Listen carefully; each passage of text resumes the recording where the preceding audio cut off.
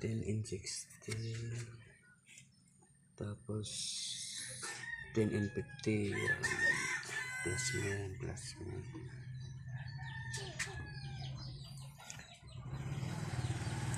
So try natin i-repair, update ko kayo kung ma-repair na to. Galing na to sa ibang technician, subalit hindi siguro na ayos. O ganyan, try natin, update ko kayo.